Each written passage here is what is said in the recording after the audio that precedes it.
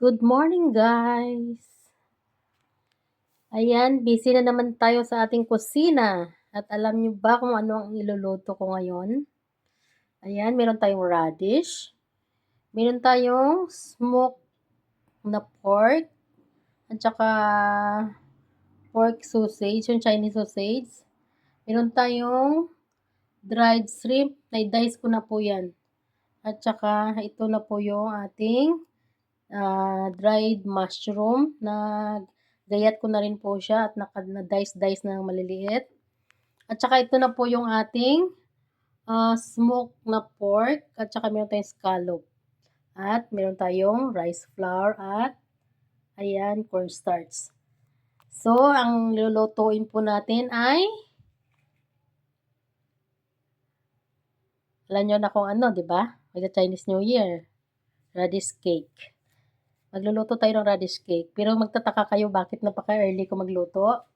Kasi, lalayas na naman yung aking mga busing. Wala sila dito sa Chinese New Year. Kaya para matikman nila yung radish cake na lulutuin ko, na magluluto ako ng early.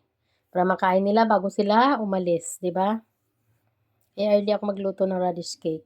Hindi po kasali yung papaya, ha? Ang ganda-ganda ng papaya na yan, oh. Ang tamis-tamis. Nabili ko siya, guys. Dalawang binili ko. $20, $10 each. Actually, nung hindi na sale yan, $15 yung isa niyan. Ayan, na-sale na nila kasi sobrang ripe na talaga siya. Orange na orange. At ang tamis niya, guys. Kaya bumili ako, nakain ko na kagabi yung isa. At ito ngayon, after lunch, kakainin ko yung isa. Sarap niyan. At tamis. Ayan, guys. Bago ang lahat, i-off ko muna tong aking video at kailangan kong balatan yung ating radish at gagayatin. I-ano ko siya, tawag nito, gagamitan ko siya ng panggayat para hindi ako masyadong mapagod. Ayan, nalalaki niya, no? At saka ang ganda ng radish dito, guys. Hindi siya yung lasa sa atin talagang mapait. Dito manamis-namis yung radish dito. Yan. Bye for now! Hello guys. Kasalukuyan ako nagluluto ng ating radish cake. At saka maya-maya lang saglit ay ilalagay ko na siya sa molding. Ilalagay ko na siya sa molder para ma-mold siya. At saka steam natin ng 45 to 1 hour. Depende kung ano oras siya maluluto. Ayan.